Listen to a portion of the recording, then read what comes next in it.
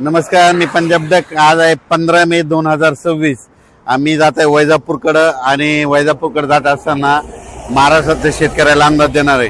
तर महाराष्ट्रातल्या सर्व शेतकऱ्यांसाठी सर्वप्रथम आनंदाची बातमी की मान्सून मध्ये 17 मे ला अंदमान बेटावर दस्तक देणार आहे. म्हणून ही सर्वप्रथम महाराष्ट्रातल्या शेतकऱ्याची आनंदाची बातमी. 17 मे ला जर मान्सून अंदमान दस्तक दिल्याच्या नंतर ते काय होणार आहे, 26, 25, 26, 27च्या दरम्यान 27, 28च्या दरम्यान तो केरळ दाखल होईल आणि तिथून पुढचा प्रवास होईल. म्हणजे असं करत करत जूनच्या पहिल्या आठवड्यात म्हणजे महाराष्ट्रामध्ये आपल्या मान्सून येण्याची शक्यता आहे. म्हणून हा अंदाज सर्व शेतकऱ्यांना लक्षात यायचा. म्हणजे सांगायचं झालं तर 17 जूनला मात्र अंदमान बेटावर मान्सून दस्तक देणार आहे. म्हणून हा अंदाज सर्व शेतकऱ्यांनी लक्षात यायचा. शेतकऱ्याला सांगू इच्छितो की आजच्यानं कंप्लीट 22 दिवस पाऊस राहिलाय. तुम्ही शेतीचे कामं करून घ्या, कारण की मान्सून आणखीन 2 दिवसानं 17 मे ला मात्र अंदमान बेटावर मान्सून दस्तक देणार आहे. म्हणून हा अंदाज सर्व शेतकऱ्यांना लक्षात यायचा. आजच्यानं कंप्लीट 22 दिवस पावसाला शिल्लक राहिलेले, म्हणजे पाऊस 22 दिवसावर आलेला आहे. म्हणून शेतीचे कामे करून घ्या, म्हणून हे देखील सर्व शेतकऱ्यांना लक्षात यायचं. तरी पण तुम्हाला सांगते, ह्या मे मध्ये जवळपास आज आहे 15 मे त्या 30 मेच्या दरम्यान काय होणार आहे, दररोज राज्याच्या काय होणार आहे, विविध भागामध्ये म्हणजे सगळ्यात जास्त पश्चिम महाराष्ट्राकडे मान्सून पूर्व अवकाळी पावसाचं हे सावट चालू राहणार आहे. म्हणून हा अंदाज सर्व शेतकऱ्यांनी लक्षात घ्यायचा.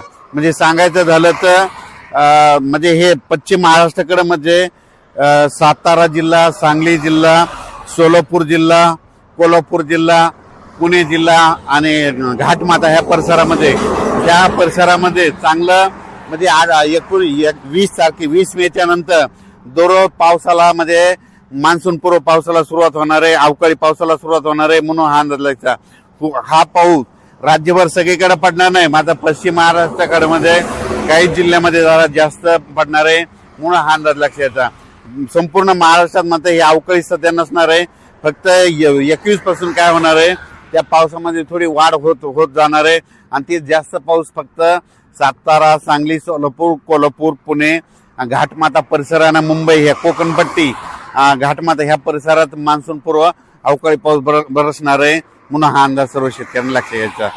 पण राज्यात मात्र 17 मे ला मान्सून अंदमान बेटावर दस्तक देणार आहे. म्हणून हा अंदाज लक्षात घ्यायचा.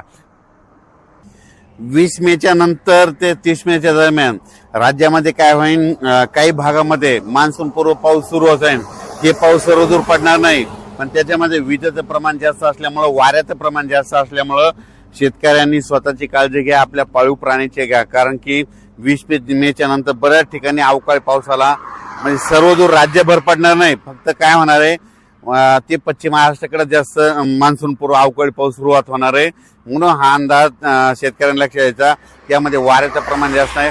पण हे सर्वप्रथम खास करून आजचा जे अंदाज देण्याचा उद्देश आहे, 17 मे ला मात्र मान्सून अंदमान बेटावर दस्तक देणार आहे आणि तिथून 10 दिवसांना केरळपर्यंत येणार आहे आणि तिथून पुन्हा 5-6 दिवसामध्ये महाराष्ट्रात दाखल होऊ शकतो. म्हणून हा अंदाज लक्षात घ्या.